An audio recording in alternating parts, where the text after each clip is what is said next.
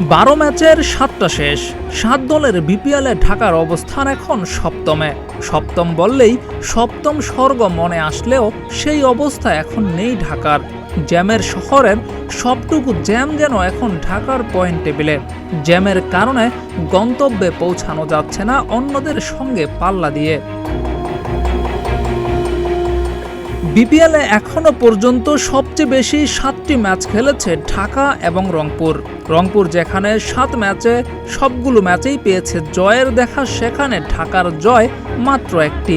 সবচেয়ে বেশি ম্যাচ খেলে সবচেয়ে কম জয়ের দেখা পেয়েছে লিটন কুমার দাসরা। বিপিএলে গ্রুপ পর্বে একটি দল সর্বসাকুল্যে খেলবে 12টি ম্যাচ। সেখানে ঢাকার 12 ম্যাচের 7টি শেষ। এই 7 ম্যাচে তাদের সংগ্রহ মাত্র 2 পয়েন্ট। বাকি থাকা 5টি ম্যাচের সবগুলোতেই জিততে হবে যদি পরবর্তী রাউন্ডে যেতে চায়।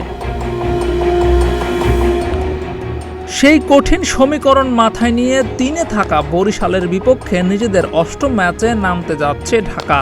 চট্টগ্রামের সাগর পারে বিপিএলের উদ্বোধনটাই হবে এই ম্যাচ দিয়ে।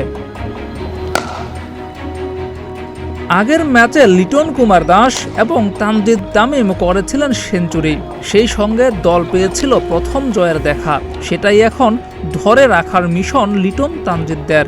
সেই লক্ষ্যে ম্যাচের আগে কঠোর অনুশীলনে ব্যস্ত সময় কাটাচ্ছে ঢাকার প্লেয়াররা। জিয়াউর রহমান, প্রতিদিনের বাংলাদেশ।